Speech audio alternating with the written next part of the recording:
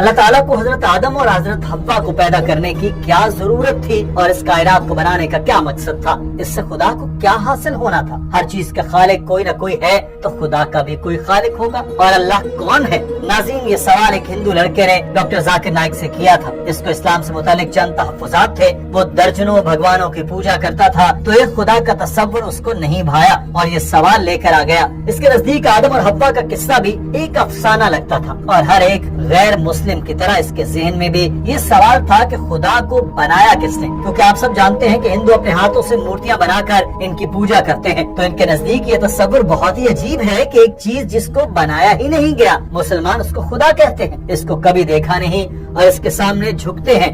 تو وہ جاننا چاہتا تھا کہ خدا اصل میں ہے کیا۔ آپ کو پہلے اس شخص کا سوال سناتے ہیں اور پھر آپ کو اس کا ہندی اور اردو میں ترجمہ کر کے سناتے ہیں۔ What is the need of Allah to create Adam and Eve and this total universe? What he will get from this? And my second question is, everything is created by someone, so even God must have been created by someone. Doctor Zakir Naik نے جواب دیا کہ اللہ تعالیٰ حضرت آدم اور حضرت حوا کو اس لیے پیدا کیا تاکہ بنی نوع انسان کی نسل آگے بڑھ سکے، وہ ہم سب کے آباء و اجداد ہیں۔ اللہ تعالیٰ سورہ حجرات میں فرماتا ہے، اے لوگوں، ہم نے تمہیں ایک ہی مرد اور عورت سے پیدا کیا اور تمہارے خاندان اور قومیں جو بنائی ہیں تاکہ تم آپس میں پہچانے جا سکو۔ بے شک زیادہ عزت والا تم میں سے اللہ کے نزدیک وہ ہے جو تم میں سے زیادہ پرہیزگار ہے، بے شک اللہ سب کچھ جاننے والا خبردار ہے۔ ڈاکٹر صاحب نے بتایا کہ اللہ تعالیٰ نے انسان کو اسی مقصد کے لیے پیدا کیا کہ وہ اس کی عبادت کرے۔ اللہ تعالیٰ کے نزدیک کوئی انسان دوسرے سے بڑھ کر نہیں ہے اور ہر ایک کو دوسرے پر تقویٰ کی بنیاد پر ہی فوقیت حاصل ہے۔ یہ دولت، رنگ، نسل نہیں ہے۔ حضرت آدم اور حضرت حوا ہمارے ماں باپ ہیں، اس لیے میں سب کو بھائی کہتا ہوں۔ اللہ تعالیٰ قرآن پاک میں فرماتا ہے کہ بے شک ہم نے بنی آدم کو عزت بخشی اور ہم نے ان کو خشکی اور تری یعنی شہروں اور صحراؤں، سمندروں اور دریاؤں میں مختلف سواریوں پر سوار کیا، اور ہم نے انہیں پاکیزہ چیزوں سے رزق عطا کیا، اور ہم نے انہیں اکثر مخلوقات پر جنہیں ہم نے پیدا کیا فضیلت دے کر برتر بنا دیا۔ کوئی بھی چاہے وہ انگلینڈ میں پیدا ہو، امریکہ میں، بھارت میں یا پاکستان میں، اس کو اللہ تعالیٰ نے عزت بخشی ہے۔ اگر آپ انسان ہیں تو اللہ تعالیٰ نے آپ کو عزت بخشی ہے، چاہے آپ کا نام ذاکر ہو یا Shankar. Allah says, "Ya ayyuhan nas, O humankind." And Allah says in Surah Isra chapter number 17, verse number 70, وَلَقَدْ كَرَّمْنَا بَنِي آدَمَ. Almighty God has honored all the children of Adam, whether they are born in India, USA, UK, born in a Hindu family or a Muslim family or a Christian family. Allah says He has honored all the Bani Adam. If you are a human being, Allah has honored you.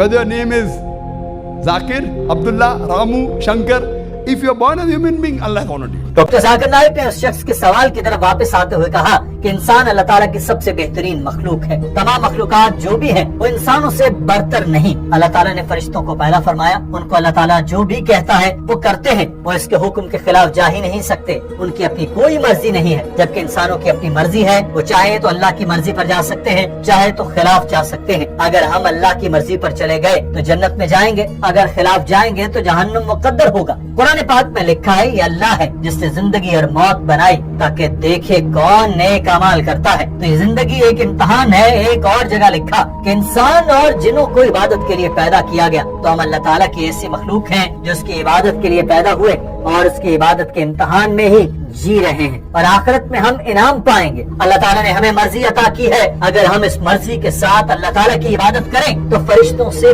بلند مقام پا سکتے ہیں، اور اگر اللہ کے خلاف جائیں تو شیطان کی قربت مقدر ہوگا۔ تو یہ زندگی ہمارے لیے آخرت کا امتحان ہے۔ All the other things, the stars, the trees, the mountains, the Quran says they do sajda to Allah subhanahu wa ta'ala, they prostrate to Him, they obey Him. We have a free will. Now when Allah has given a free will, with the free will if we obey Him, we become higher than the angels. With the free will if we disobey Him, we become the partners of the devil.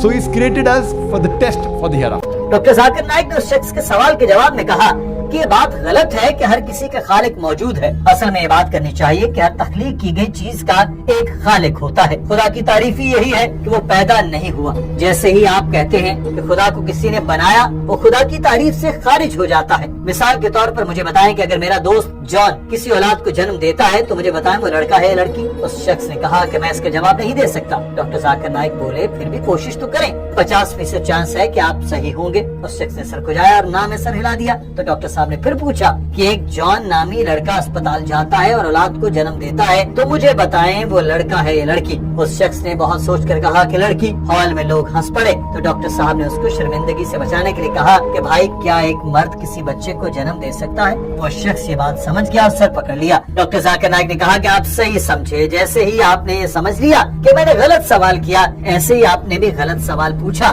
जब खुदा की तारीफ ही यही है कि उसको पैदा नहीं किया जा सकता, तो आपका सवाल कि इसको किसने पैदा किया, ये वैसे ही गलत है। My friend John, he was admitted in the hospital. He gave birth to a child. Can you guess, was it a girl or a boy? I'll give you two chances. Was it a girl or a boy? Try it out. Girl. Brother, can a man give birth to a child? There you made a mistake. Same way you made a mistake by asking who created God. A man cannot give birth to a child. So where's the question of it being girl or a boy? See, now you understood. Now that's good, brother. So it was a man cannot give birth to a child. So where's the question of a girl or a boy? So when you're asking who created God, God by definition, Allah by definition is uncreated.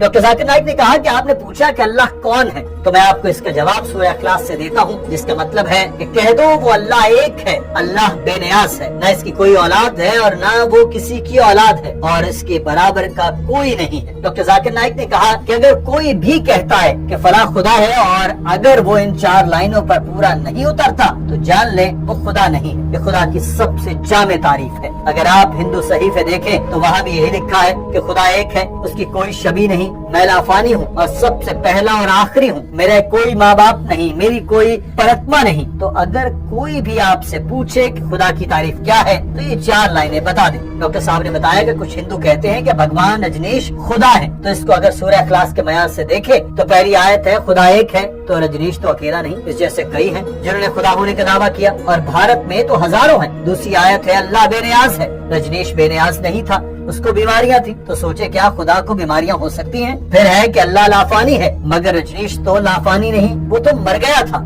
उसकी समाधि पर जाएं तो वहाँ लिखा है कि कभी नहीं पैदा हुआ, कभी नहीं मरा, दुनिया के दौरे पर आया और चला गया। ये भी बकवास है जिस पर कोई हिंदू भी यकीन नहीं करता। डॉक्टर साहब ने उस शख्स से कहा कि आप भी जिस भगवान की पूजा करते हैं उसको सूरह इखलास के साथ मिलाएं और देखें कि क्या आप सच्चे हैं। नाज़रीन, आज की वीडियो के बारे में आपकी राय क्या है? कमेंट सेक्शन में जरूर आगाह कीजिएगा। अपना ख्याल रखिए। अल्लाह हाफिज।